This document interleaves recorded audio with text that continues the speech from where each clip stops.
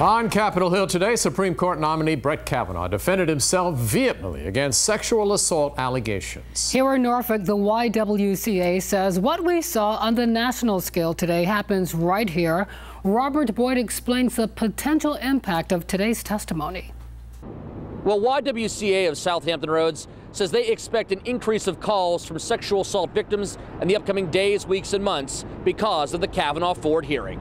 I think it's a historic week.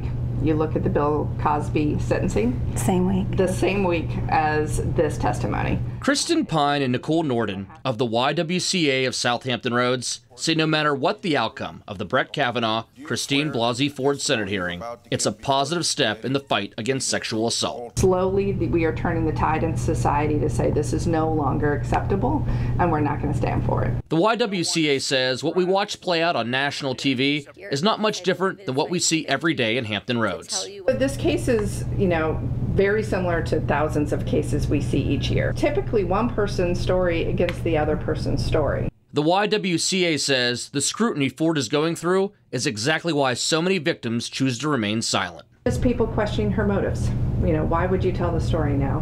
When someone is traumatized, they often remember maybe that specific moment, but all the details they don't remember. There's a lot of victim blaming myths out there. What were you drinking? What were you wearing? Those types of things. The YWCA also acknowledges, in many cases, a firm, solid denial from the accused, like we saw from Brett Kavanaugh, is enough to cast a cloud over an alleged victim's story. People want to give people the benefit of the doubt, and unfortunately, that often comes across as, I don't believe the victim. The YWCA hopes Ford's decision to talk about her alleged assault on national TV provides courage to victims sitting at home, yet to be heard. They can feel like they were a part of this, learning to speak up and come forward. If anyone out there is suffering from domestic or sexual abuse, the YWCA offers a 24-hour crisis hotline. Just call 757-251-0144. In Norfolk, Robert Boyd, 13 News Now. Today, Kavanaugh and his accuser, Christine Blasey Ford, testified for 9 hours about the alleged attack years ago. Much of the country was riveted by the testimony, which aired on live TV. Ford saying she is 100% sure that Kavanaugh assaulted her in the 1980s when she was 15. Kavanaugh continued to deny it, becoming emotional and angry at times. I am here today not because I want to be. I am terrified. I am here because I believe it is my civic duty. I'm here today to tell the truth. I've never sexually assaulted anyone. Not in high school, not in college, not ever. The Senate Judiciary Committee plans to vote on Kavanaugh's confirmation tomorrow morning at 9:30. Senator Tim Kaine released a statement tonight saying he finds Ford's testimony courageous and believable. He adds any rush to vote would be a huge mistake and calls on the Judiciary Committee and the FBI to do a full investigation. North Carolina Senator Thom Tillis also spoke out, saying he believes Ford's claim that she was sexually assaulted by someone. But after listening to the testimony and reviewing all the facts, he still supports Kavanaugh's confirmation. Again, the committee is scheduled to vote tomorrow. Tonight, it appears Portsmouth City Councilman Mark Whitaker will not be able to run for re-election after all. Yesterday, a judge upheld forgery charges against Whitaker. Whitaker's attorney said the councilman would apply to have his rights restored so Whitaker could still run for re-election in November. Well, we checked with the state official who oversees that process. She says the deadline to apply for rights restoration was last week, and she won't process any more applications until after Election Day. New tonight is an ongoing discussion locally, medical marijuana. Well, earlier this year, the governor signed legislation expanding the use of medical cannabis oil. Tonight, people in Virginia Beach joined the discussion to educate themselves on accessibility and the legality. Chinuhar has the story. Nearly 100 people were here in Virginia Beach to learn about medical marijuana, how to navigate it from a legal standpoint to just how to be a patient. Many here citing their own medical conditions. It's a talk Angelica Valentine and her husband Ward have all the time as a family. I have multiple medical conditions, a lot of nerve pain daily. It's something like I have to deal with every day. And Thursday night, they got to have it with nearly 100 other people at the Myra E. Oberndorf Library, talking about medical marijuana in Virginia Beach. My wife, as she stated, she deals with constant pain. There's got to be a way, and I think the cannabis oil could help her and people like her. They sat in on a panel that included holistic doctor Erica Steele and Daniel Rouleau, the co-founder of Virginia Cannabis Group.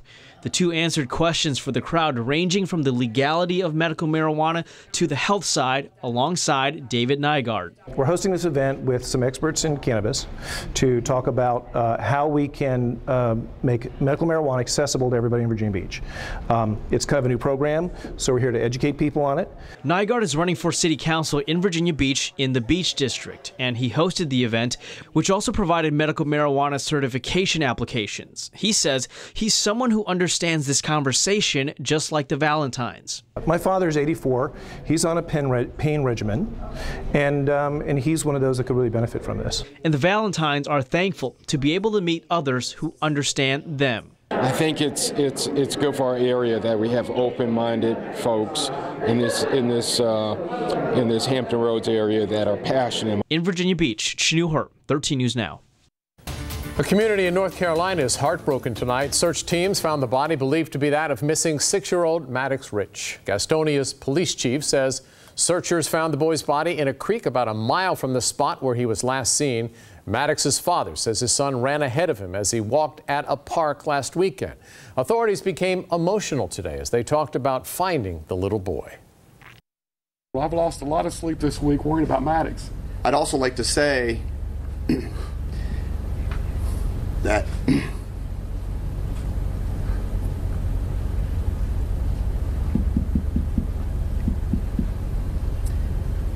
the investigation is not over.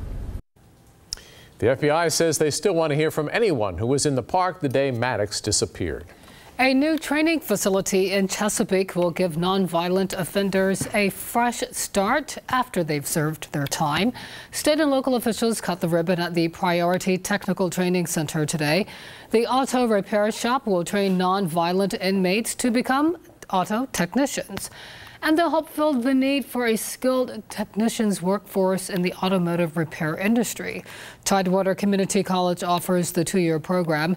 Inmates will be offered full-time employment after they've completed it. Tonight, there's a fight to keep Norfolk Southern in Norfolk. City leaders met with the railroad executives today. There are reports that Norfolk's only Fortune 500 company could move south to Atlanta. 1,000 employees could leave as part of any deal. Reporter Allie Weatherton has more on the possible implications. It would be devastating if they would leave Norfolk. State Senator Lionel Sproul Sr. is talking about Norfolk Southern. He says the whole region needs to come together to make sure the Fortune 500 company doesn't go anywhere. We can persuade them to stay. Whatever can be worked out, whatever the problem could be, hope that we can work it out. The company said in a statement in part, quote, Norfolk Southern is in the process of developing its next long-range plan. That effort is considering many courses of action, including the possibility of consolidating headquarters into a single location. And according to the Atlanta Journal-Constitution, a senior state official said that Norfolk Southern is scouting Atlanta for new headquarters. And looking for the best place for travel, transportation, workforce, and their future. ODU economics professor Robert McNabb says losing Norfolk Southern and all its people would have economic impacts and a lot of other effects on the Hampton Roads community. They're skilled. They tend to be higher compensated. In other words, they make more. They're more involved in the community. They're more involved in helping shape the region. And we reached out to Mayor Kenny Alexander. He declined to comment for the story. Norfolk Southern has a long history in Norfolk. In 1884, the company then called South Carolina Canal and Railroad opened Pier 1 in the Mermaid City. Nearly a century later, 1982, Norfolk Southern officially formed. 6 years after that, the headquarters in Norfolk opened. Since then, it's become one of the largest rail companies in the nation, employing more than 30,000 people.